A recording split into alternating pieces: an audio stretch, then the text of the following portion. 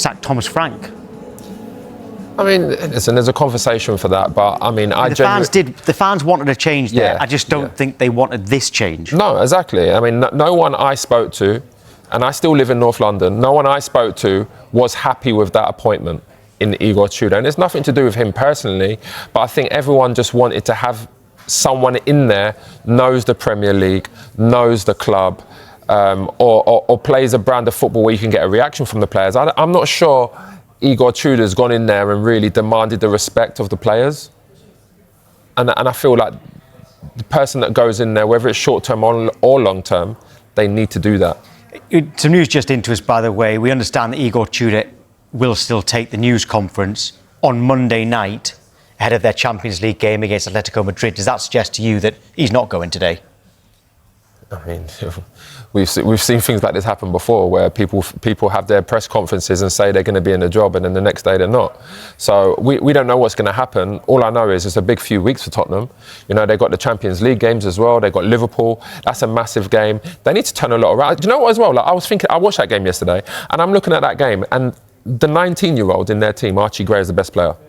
And it's not to say nothing bad about him, but he was literally, everything was going through him. He set up the goal. He played fantastically well. To be fair, Solanke, he done all right as well. But Archie Gray, wherever he's playing, he always gives 100% effort. He always puts a big performances in. Even last year, when they was depleted with Ange, he was playing centre-back, he was playing left-back. He barely played in his position, which is midfield. So, I mean, big credit to him. He's improving leaps and bounds. But again, I just feel like they need someone to go in there to get a reaction from the players. And I think it will take someone, unless they can bring a long-term replacement in now, which I think should be like De Zerbi. Some people will say Poch. I think they need to bring someone in there now that would just give the players the confidence to turn this around, because this is really bad form. Right, well, let's go live to Michael Bridge now, who is at Tottenham Hotspur Stadium. Good morning, Mike. I know that you were there last night. It doesn't seem to have ever been this bad for Spurs in the Premier League. Does it sound like Igor Tudor has survived this result, though? Well, we'll wait and see, Tom. I mean, he's scheduled to take the press conference Monday night in Madrid, that game against Atletico Madrid. And I can't believe I'm saying this, but I think Spurs will probably be the first team in Champions League history to look at the last 16 as a game they could completely do without. And, you know, Tudor said as much to me a couple of weeks ago. It's, you know, he's come in to keep this club in the Premier League. Now he's facing 2 games against Atletico Madrid, and in between that is a much, much bigger game, but it's away to Liverpool. So if they were to make another change, another interim would have such a difficult start. And it's like anyone, you know, when Igor Tudor came in all smiles, shaking all our hands, yeah, great job for him. But when you actually come into the job, you start training, you think, I've got about 11 or 12 fit players here, and it hasn't worked. Arsenal was always going to be a really tough game for so many reasons. Arsenal's bench would probably be a star player in that Spurs side. So I didn't really look too much into that result. But then it was the Fulham and the Palace game. Let's see where this Spurs side is. Let's see what the players are made of. And they've lost both of those games. And relegation now is a real possibility. I mean, everyone keeps saying it to me. Can't happen.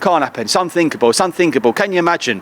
Well, Spurs fans are now starting to imagine, and they are absolutely thinking the worst. And it was a really eerie kind of atmosphere feeling on the concourse at half time, and then there was this sort of scream I heard behind me, and it was a third goal for Crystal Palace, and that's game over when you've got a player, you're down to 10, you're 3-1 down. Who were the fans around you blaming? Who were they blaming? I mean, who was their anger towards?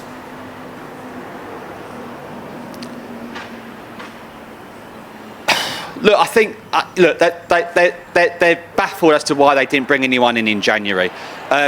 Thomas Frank wasn't the right fit at Tottenham Hotspur, and I think, you know, for me, they should have probably made the change at the very latest when they lost at home to West Ham, and of course that reignited West Ham's fight to stay in the Premier League.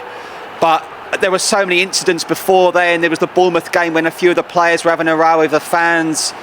Then there was that Arsenal Cup Thomas Frank held in his hand, and I said to someone, that reminded me of the Steve McLaren moment when he had the brolly in his hand for England. But they didn't make a change. And then January came, they sold Brennan Johnson, sort of on the first day of the January window, they had to bring players in. They simply had to, for so many reasons, and they didn't.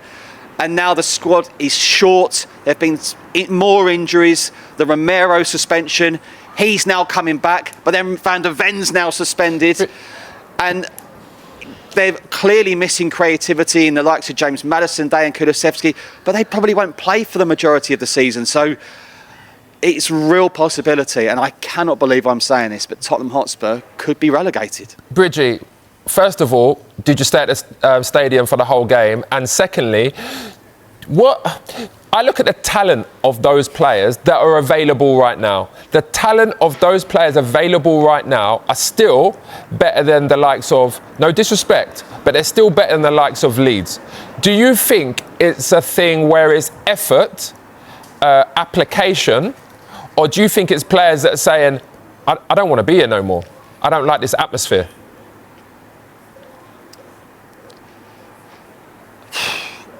No comment to your first question, Jay, of whether I stayed till the end. No comment on that one. But first time I've laughed for days. But in terms of some of these players, I don't think some of them actually realise the predicament they're in. Still, some of them, genuinely. But the thing is, Jay, you know, people who criticise Christian Romero's red card at Man United, you know, he'll get a good move. Micky Van der Ven will get a good move, you know? And then in the end, they'll forget about it. But the Tottenham fans will still be here. Tottenham's best player last night, Jay, was Archie Gray. Yeah, I said 19-year-old. I said that, yeah. And he showed leadership qualities I've not seen in this team. Yeah, look, there's a leadership group at Spurs. It's got Vicario, who for me has had a really poor season. James Maddison, obviously Maddison's got the ACL. Ben Davies has got a serious injury out to the season. Romero banned. So that leadership group, actually none of these leaders are actually on the pitch at the moment. I just don't see where the next points or win is coming from at the moment. And as I say, we're travelling to Madrid in a couple of days thinking they could really do about this game. Bridgie, the Champions League last 16, that is the absolute glamour of football. Bridgie, let's just say like Tottenham do go down. Like you just said, you mentioned some names, Van der Ven, Romero, but I'm thinking there's more than that. So there's Porro, there's Solanke, there's Kulusevski, there's Maddison. Like, if Tottenham do go down and lose them kind of players, I'm not sure Tottenham come straight back up. Because people think the Championship is like an easy league. It is not an easy league. We've seen teams go down there and really suffer, the likes of Leicester. And yep. I look at that situation and I think it's crazy to understand, even for me, that Tottenham could be in the Championship playing in that wonderful stadium and have no players to get them back to the Premier League. You're going to make him cry, Jay. Sorry, Bridgie, sorry.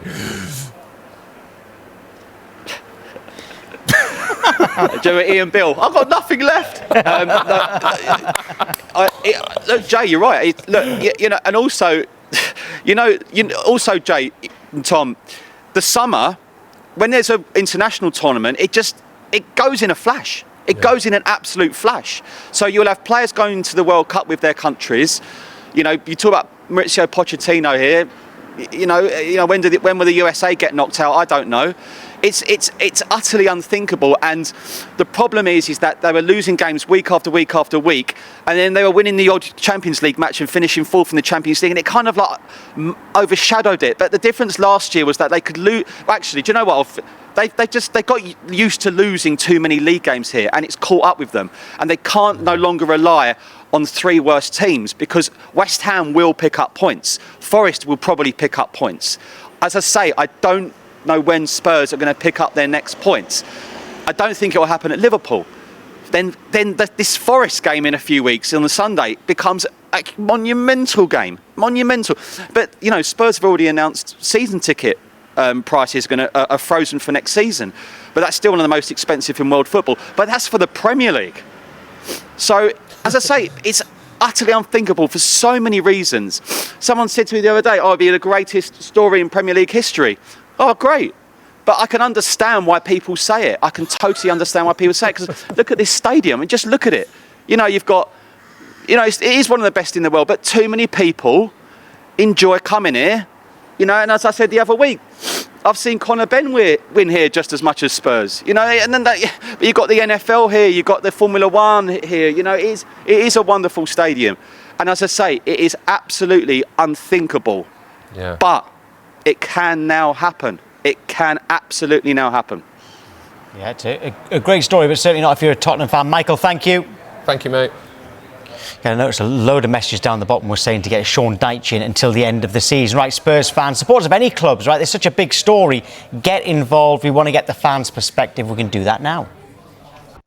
OK, Cam Mitchell joined us now. Good morning to you, Cam. I know it's not a good morning for you, of course, but how worried are you now? In fact, I'll keep it simple. Do you think you're going down? Yeah. Do you really? Because I mean, you're smiling as you say that. I must admit, I still don't think you will go down. But do you now genuinely believe that? Yeah, I do genuinely believe that. Yeah, I do. I think all the other teams are in ascendancy.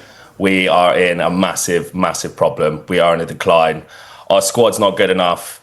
Argument can be made that the manager's not good enough. We haven't had, and I would say he hasn't had enough games to sort of see what he can do. But he hasn't got the games to prove and show what he can do. So would you keep so him? It's kind of a lose-lose. Would you keep him or change it? Honestly, at this point, I think that the problem is deeper than the manager. I think because you've seen it, the same group of players with other managers, the same results. Ange Postecoglou 17th in the league, Thomas Frank this position in the league, and now still no change. So I think the players really need to actually look at themselves and go: are we top level players? Do we deserve to be here? Do we deserve to be earning hundreds of thousands of pounds a week when our fans are paying, like you said, one of the highest season tickets in the world for football? Yeah. And the squad cost £750 million. The squad cost, by the way, £750 million. Yeah. As well, sorry, Cam. I was just going to say, I mean, the prices for Spurs, is outrageous. I know it's a new stadium. I know you need to generate revenue, but at the end of the day, football is a working man's sport, right? And fans need to go there. I think the season ticket prices in the Premier League are just ridiculous. Let me just say that to begin with, at all clubs. But I genuinely think Spurs do have talent, even with them injuries. That team last night, I look at it and I just say it's application. I think they need a manager to go in there, and people will say, like Harry Redknapp, for example. I think Harry Redknapp would actually be good for those players. Put his arm around them, give them some confidence, because they're not going to get confidence on the pitch. They need to get it at the training ground, in and around there. 79 years old. Yeah, I know, but I think it needs someone that knows a club. Even if Harry came in with like Robbie Keane went in there with Harry and like Jermaine Defoe, had some real Tottenham people there to help these players turn it around. I think that's what is needed.